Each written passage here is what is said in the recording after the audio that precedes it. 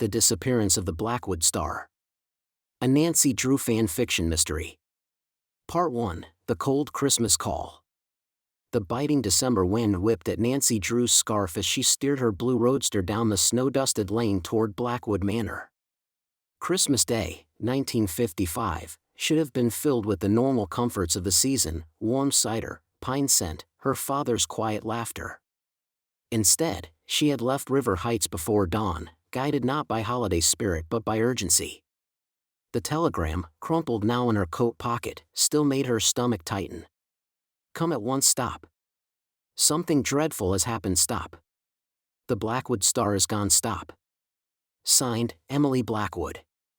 Nancy hadn't seen Emily in years, not since their time at Spencer Academy, where Emily was always the melancholy heiress with the shadowed eyes, already accustomed to whispered family tragedies and debts that lurked like ghosts. Blackwood Manor emerged from the storm like a waking giant, jagged stone, ironwork balconies, and high windows as black as shuttered eyes. A wrought iron gate groaned open. The grounds, once manicured, now looked forgotten. The fountain at the courtyard's center was choked with frozen leaves, like a throat too cold to speak. Emily was waiting at the massive oak doors. Her complexion was pallid, her dark hair pinned hastily, and her hands trembled as she clutched Nancy in a cold embrace. "Oh, Nancy," she choked out. "Thank goodness you came. It's the Blackwood Star. It vanished from the library safe sometime last night. If my father discovers what's happened, if society hears of it, we'll never recover." Nancy squeezed Emily's hand reassuringly, but her mind was already ticking like a clockwork mechanism. A priceless heirloom vanished. No signs of break-in reported. A frantic summons. And a family with a history of debt. This case wasn't just about theft, it smelled like desperation. Inside, the manor felt colder than the storm outside. Portraits glared down from paneled walls, stern Victorian men and sorrowful-eyed women, all bearing the same proud Blackwood features. The fireplace crackled weakly, unable, or unwilling, to warm the cavernous hall. "Show me the safe," Nancy said. Emily led her into the grand library. A room that had once been majestic now felt like the parlor of a struggling ghost. Shelves sagged under the weight of old books, and the heavy velvet drapes were drawn, making the morning light figureless and warped. The safe hid behind a faux mahogany panel near the hearth. It stood open. No forced entry. "No one else has access?" Nancy asked. Emily touched the silver chain at her throat. A single key hung from it. "Only me," she whispered. "Always only me." Nancy studied the dial. Pristine. Too pristine. Then, she smelled it. A faint, sweet trace in the chilled air. Almond. Nancy leaned closer, inhaling slowly. It clung to the metal like a memory. Almond wasn't part of safe oils or gun oils or anything typical of forced tampering. Something, or someone, had been here, and they'd carried that scent with them. She straightened, eyes narrowing. "Emily, I'll need to speak with everyone in the house." Emily nodded, exhaling shakily. "Of course. Whoever took it, they couldn't have gone far." And just like that, the investigation began. Part 2, The Scent of a Clue. One by one, the staff gathered in the library. Nancy had never believed in interrogations as mere questions, they were performances. Every blink, every tug of a sleeve, every swallow mattered. Mr. Abernathy, the butler, stood ramrod straight, his face a mask of composure.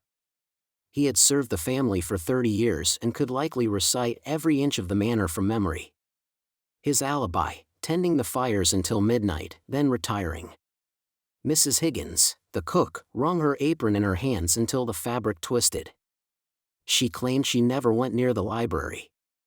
The holiday pudding needed tending, she insisted. She smelled of cinnamon, yeast, and yes, a faint hint of almond from extract used in pastries. Silas Crane, the groundskeeper, arrived last, leaning heavily on a cane. Snowflakes clung to his coat. His answers were curt, almost resentful. "I don't concern myself with jewels," he muttered. "Or the misfortune of the wealthy." Nancy's gaze dropped instinctively to his footprints near the doorway, heavy on the left foot, dragging on the right. Just like the tracks she would later find. She moved through the manor like a shadow. She noted cracked windows, an unlatched side door, faint indentations under the safe, as if someone had knelt there. She checked lockboxes, stairwells, the old music room. She gathered facts as if capturing fireflies in a jar. But it was outside, in the frost-bitten garden, that the world shifted. Footprints, leading from the library window across the snow. One deep, one dragging. Silas's gate. She followed the trail around the conservatory to a potting shed. Inside, sacks of soil and rusted tools lay scattered. A lantern flickered. Silas stood there, defensive, his eyes widening as Nancy entered. "You followed me," he rasped. "You led me," Nancy corrected softly. The silence cracked. With a trembling exhale, Silas confessed, he had opened the safe with a skeleton key. He'd discovered it while repairing lock plates years earlier. Gambling debts. Desperation. He thought he could return the star before anyone noticed. But it was already gone, he insisted. "I heard someone upstairs, a footstep on the landing, and I panicked. Ran before they saw me." Nancy believed him. His remorse was real, the edges worn by fear, not greed. But if Silas wasn't the thief, someone had beaten him to the star. And someone had known Silas would look guilty. Part 3, The Frame and the Discovery. Nancy returned to the manor with a sharper lens. She was no longer asking questions, she was confirming suspicions. In the dark paneled corridor outside the kitchen, she found the almond scent again. Stronger. Not faint like pastry, concentrated. Mist-like. Mrs. Higgins' apron hung from a peg. Nancy reached into its deep pocket. Her fingers closed around something cold. The Blackwood Star. When shown the necklace, Mrs. Higgins collapsed into tears. "I only borrowed the almond extract to bake," she sobbed. "But I never touched those diamonds. My daughter, she's ill. The bills are drowning us. But I would never steal from Miss Emily." Nancy placed a gentle hand on the woman's shoulder. Something about this discovery was too easy. Too obvious. The necklace and the apron felt like a planted seed, not a harvested truth. As Mrs. Higgins was led away by local constables, Emily thanked Nancy profusely. Almost too profusely. "You've saved our Christmas," Emily whispered. Nancy forced a smile. But her instincts, honed through years of truth-seeking, buzzed with warning. Something was wrong. And then she saw it, a tiny, jagged scrap of yellow paper lodged in the safe's hinge. Barely the size of a fingertip. Nancy slipped it into her pocket. Not evidence yet. But a promise of it.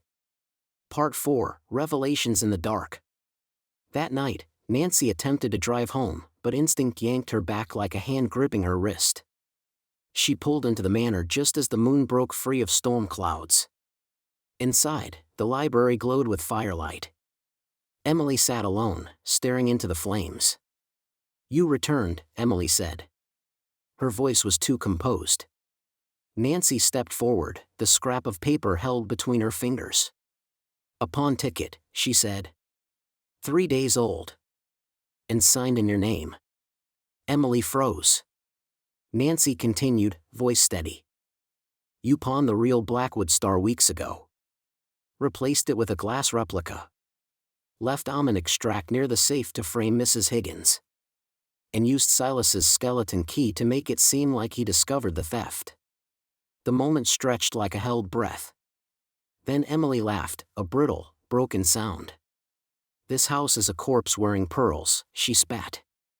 "My father lied for years. He sold the real diamond long ago to keep this place standing. I only tried to survive in the ruins he left me." "And you destroyed innocent lives to do it," Nancy replied. Emily sank to her knees, the fire reflecting in her eyes like the last light of a sinking ship. "All I ever wanted was a way out," she whispered. Nancy took the replica star from her hands. Up close, she could see the imperfections in the cut. A ghost of the original. It was over. Part 5, Justice Served. At the River Heights police station, snow melting from her boots, Nancy presented the evidence to Chief Miller. Pawnbroker testimony. The ticket stub. The glass replica. Mrs. Higgins is innocent, she stated. Silas too. Emily Blackwood staged everything. By dawn, Mrs. Higgins was released, tears of gratitude shining in the pale light. I don't know how to repay you, Miss Drew, she whispered. No repayment needed, Nancy replied. Just promise yourself a better future. The cook was offered a new position. Carson Drew had already made arrangements. Medical stipend included. As for Silas, Nancy intercepted him as he packed his few belongings. You weren't the villain of this story, she said gently. I was close enough, he muttered. But this time, when he turned away, the snow beneath his feet seemed less heavy. Epilogue, Christmas morning. Nancy drove home through the thawing dawn. Lights glowed in windows. Fires crackled. Families stirred to morning joy. Christmas had arrived. When she walked into her own living room, Carson Drew set aside his newspaper and smiled, weary but proud. Tough case, he asked. Nancy hung her coat, finally letting the warmth in. No, she replied. Just a sad one. She sat beside the fire and watched the embers glow. Justice wasn't always triumphant. Sometimes it was simply what remained when sorrow was sifted apart from truth. But for tonight, Christmas night, she let herself believe in shining stars.